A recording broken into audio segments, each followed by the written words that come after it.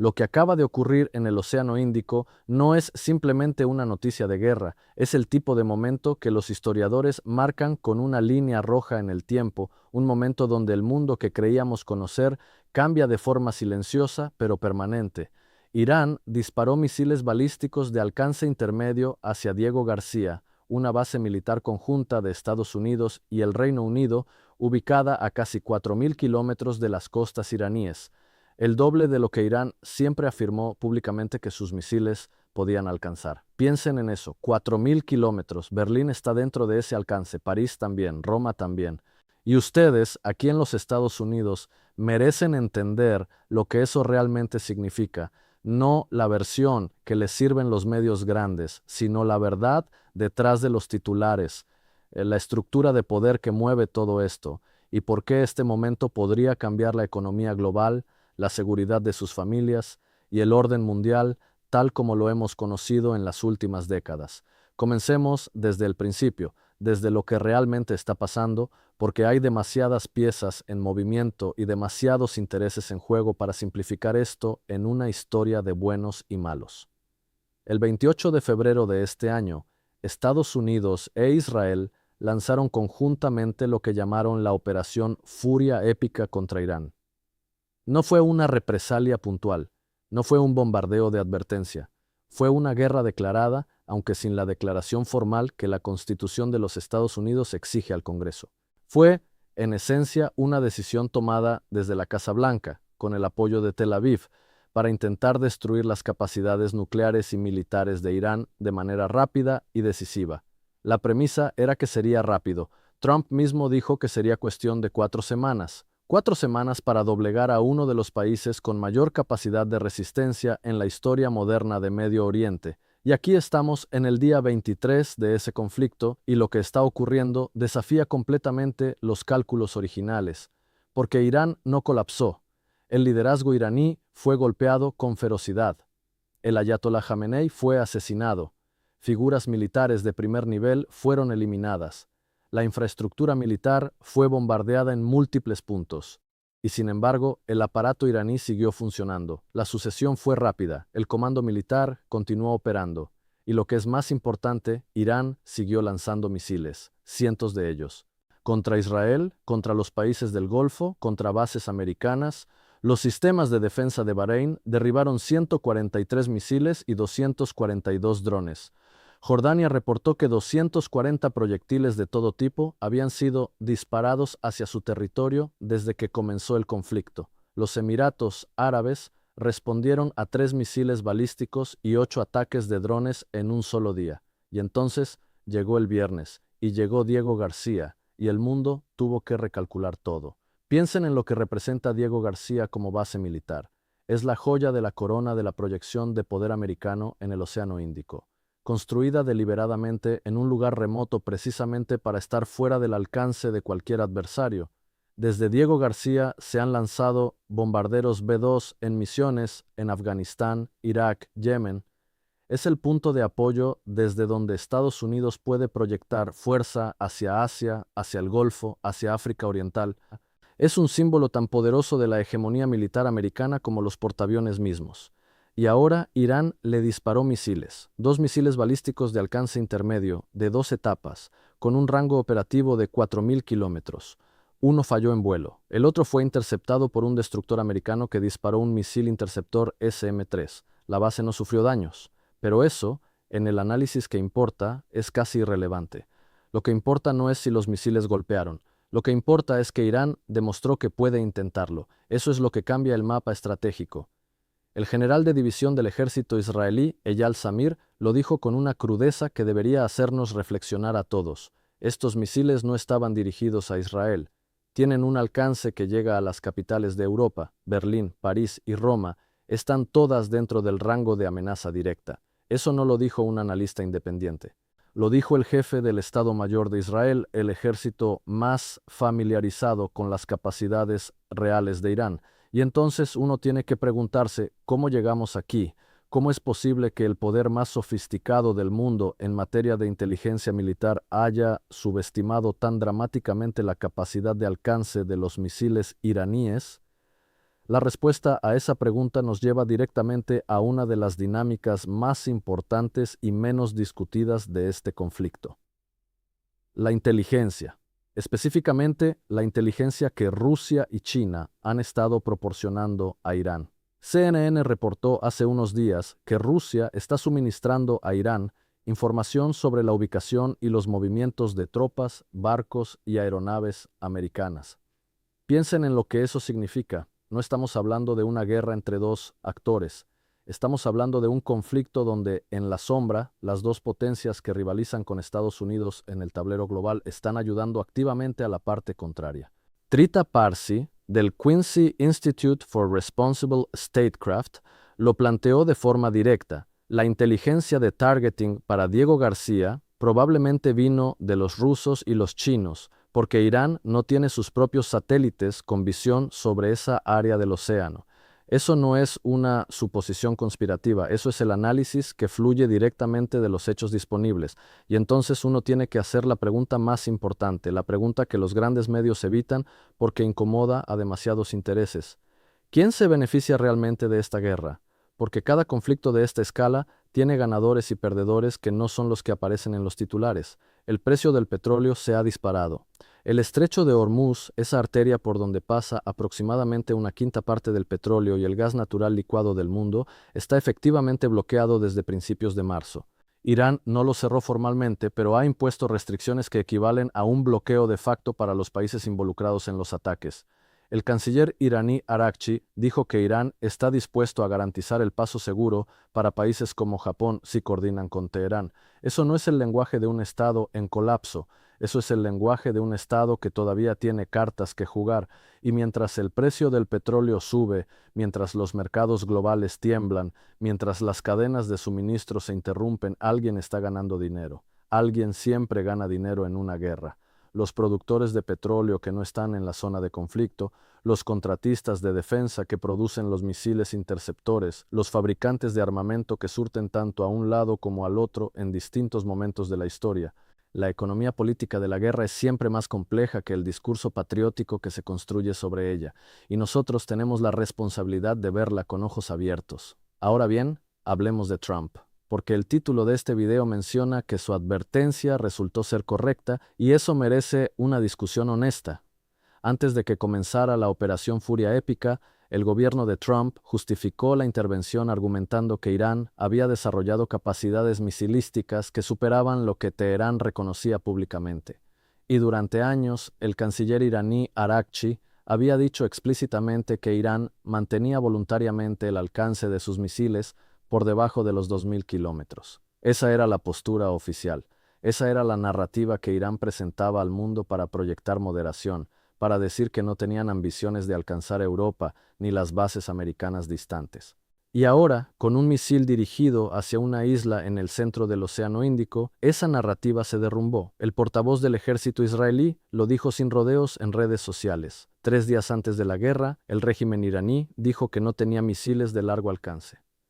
Hoy sus mentiras quedaron expuestas. Ese es un hecho. Es un hecho incómodo para quienes se opusieron a la intervención argumentando que la amenaza iraní era exagerada, y hay que reconocerlo con honestidad intelectual. Pero también hay otros hechos igualmente importantes que debemos poner sobre la mesa, porque una cosa es que la amenaza fuera real y otra cosa es que la respuesta haya sido la correcta. El análisis de CNews señala algo que muy pocos en los grandes medios están dispuestos a decir abiertamente. Trump y Netanyahu parecen haber subestimado seriamente la capacidad de resistencia de Irán, su estructura de comando y su voluntad de escalar. La Operación Furia Épica estaba diseñada para ser un golpe rápido y decisivo.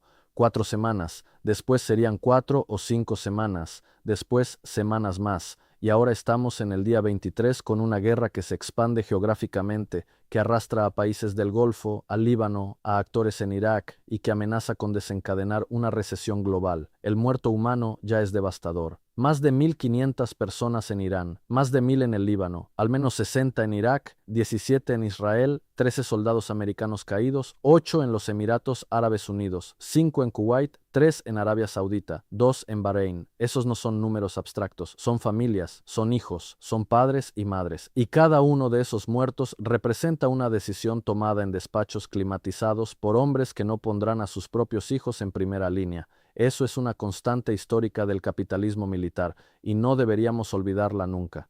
Lo que ocurrió en Israel en las últimas horas agrega otra dimensión angustiante al análisis. Irán logró perforar las defensas israelíes y golpear las ciudades de Dimona y Arad, en el sur de Israel, a kilómetros del Centro Nuclear de Investigación de Dimona. Las imágenes mostraron edificios destruidos, una niña de 4 años entre los heridos graves. Fue la primera vez en este conflicto que Irán logró impactar en la cercanía del sitio nuclear israelí más secreto. Israel describió esa noche como una noche muy difícil en la batalla por nuestro futuro, y el primer ministro Netanyahu prometió seguir golpeando a los enemigos en todos los frentes. Palabras que suenan a determinación, pero que, analizadas en frío, también reflejan un conflicto que ha escapado del guión original.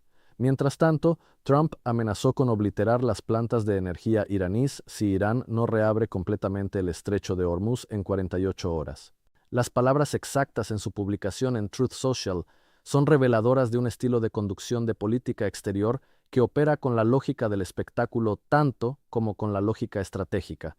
Si Irán no abre completamente y sin amenaza el estrecho de Hormuz en 48 horas, Estados Unidos atacará y obliterará sus plantas de energía, comenzando por la más grande. Irán respondió inmediatamente advirtiendo que atacaría la infraestructura energética americana y las instalaciones de desalinización en el Golfo. La escalada retórica es peligrosa porque puede convertirse en escalada real, y la escalada real en un conflicto de esta magnitud, con actores como Rusia y China en las sombras proporcionando inteligencia, puede llegar a lugares que ninguna de las partes quiere, pero hacia los que todos se mueven igualmente. Ahora quisiera que pensáramos en algo que va más allá de los cohetes y los misiles y los muertos, algo que afecta directamente sus vidas cotidianas aquí en Estados Unidos. El estrecho de Hormuz, ese canal estrecho entre Irán y Omán por donde pasa el 20% del petróleo del mundo. Cuando ese estrecho se cierra o se restringe, el precio del petróleo sube. Y cuando el precio del petróleo sube, sube la gasolina, suben los costos de transporte, suben los precios de casi todo lo que se produce y se mueve en una economía moderna. La presión inflacionaria que Estados Unidos ha estado intentando controlar durante los últimos años puede verse empeorada de forma significativa por esta guerra. Los analistas ya hablan del riesgo de una recesión global. No es una amenaza lejana. Es una consecuencia económica directa de decisiones militares tomadas en nombre de la seguridad, pero cuyos costos reales los pagan los trabajadores, las familias de clase media, los pequeños negocios que compran petróleo y gas para sus operaciones. Esta es la paradoja del capitalismo de guerra que hay que ver sin anteojeras. Las guerras frecuentemente se justifican en términos de seguridad y valores, pero su arquitectura económica, quién gana los contratos, quién vende las armas, quién controla los recursos energéticos que quedan disponibles después del conflicto, sigue una lógica de acumulación que tiene muy poco que ver con la libertad o la democracia. Y eso no es una teoría conspirativa, eso es historia económica documentada. Irak no fue diferente, Afganistán no fue diferente. Y hay razones para preguntarse si esta guerra con Irán, en su arquitectura más profunda, responde a las mismas lógicas. Pero también hay algo nuevo en este escenario que merece atención especial. El rol de las alianzas y el reordenamiento geopolítico que este conflicto está acelerando.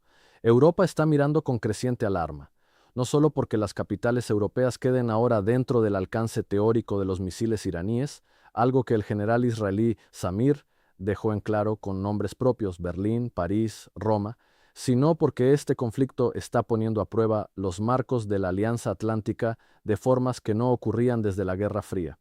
El Reino Unido autorizó el uso de sus bases para operaciones defensivas americanas, pero rechazó el uso de la base RAF Akrotiri en Chipre para operaciones ofensivas. Esa distinción no es menor. Refleja una calculada distancia que Londres intenta mantener para no quedar arrastrado en una escalada que no controla. Y hay un detalle en esta historia que casi nadie está cubriendo adecuadamente y que para nosotros, para la comunidad de habla hispana en este país, tiene una resonancia especial. Trump llamó el acuerdo del Reino Unido para ceder soberanía sobre las Islas Chagos a Mauricio, donde se encuentra Diego García, un acto de gran estupidez. Esa disputa diplomática entre Washington y Londres sobre el futuro de esas islas ahora adquiere una dimensión completamente distinta. Porque si las Islas Chagos pasan a soberanía de Mauricio con un arrendamiento de la base, y ese arrendamiento se vuelve políticamente complicado en medio de una guerra que convierte a Diego García en objetivo de misiles iraníes, la pregunta sobre quién controla esa base y bajo qué términos se vuelve estratégicamente urgente. Trump vio ese problema antes de que fuera evidente para todos. Eso no lo convierte en un genio estratégico, pero sí en alguien que en ese punto específico leyó el mapa correctamente. Lo que estamos viendo en este conflicto es el choque de varias dinámicas históricas que llevaban décadas acumulándose. La ambición de Israel de eliminar definitivamente la capacidad nuclear y misilística de Irán. La disposición de la administración Trump de usar la fuerza militar de manera preventiva y extensa. La resistencia de Irán que sorprendió a muchos analistas que esperaban un colapso rápido. La participación encubierta de Rusia y China que convierte este conflicto en algo más grande que una guerra regional. Y la fragilidad de la economía global que hace que un estrecho de 33 kilómetros de ancho pueda poner en jaque el sistema financiero internacional. No podemos pretender que este conflicto tiene una solución sencilla.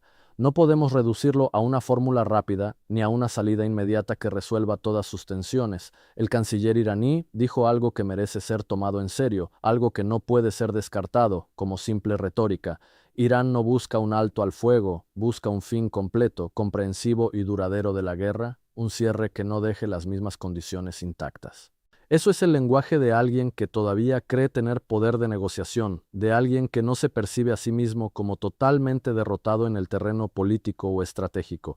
Y la pregunta que deberíamos hacernos como ciudadanos, como personas que pagan impuestos que financian esta guerra, como familias que sentirán el impacto económico de esta escalada, es: ¿hacia dónde va todo esto? ¿Qué dirección está tomando realmente este proceso? Porque el ciclo de amenaza, ataque, represalia, nueva amenaza, no tiene un punto de llegada visible todavía, no muestra señales claras de estar acercándose a una resolución estable. Es un ciclo que se repite, que se alimenta de sí mismo, que genera nuevas tensiones a partir de cada acción previa. Trump dice que están semanas adelantados del cronograma, que las operaciones avanzan más rápido de lo previsto inicialmente.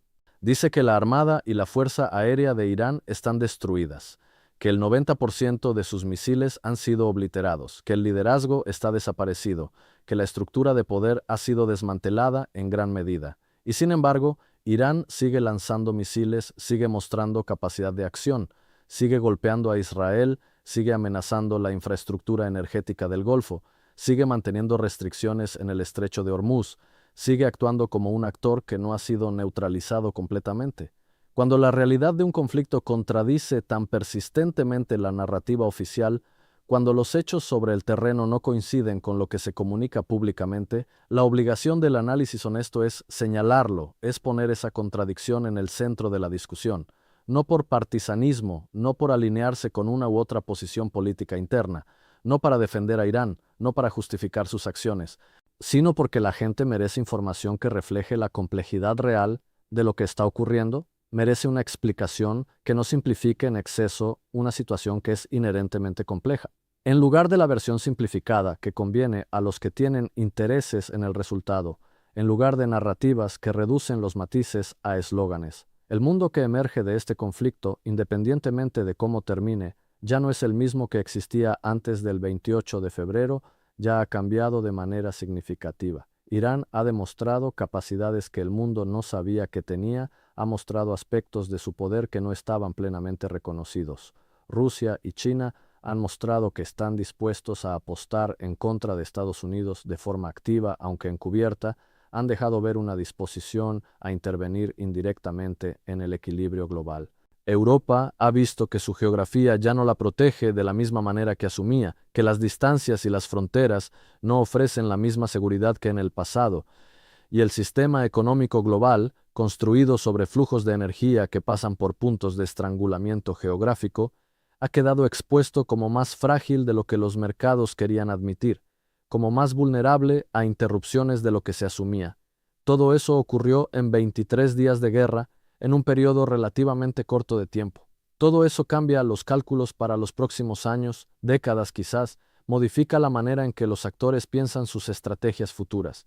Y nosotros, aquí, tenemos la responsabilidad de entenderlo, discutirlo y no permitir que nos lo expliquen solo quienes tienen interés en que lo entendamos de cierta manera, no limitar nuestra comprensión a versiones interesadas. Es una responsabilidad que implica informarse, analizar, cuestionar y participar en el debate público con una conciencia más amplia de lo que realmente está en juego.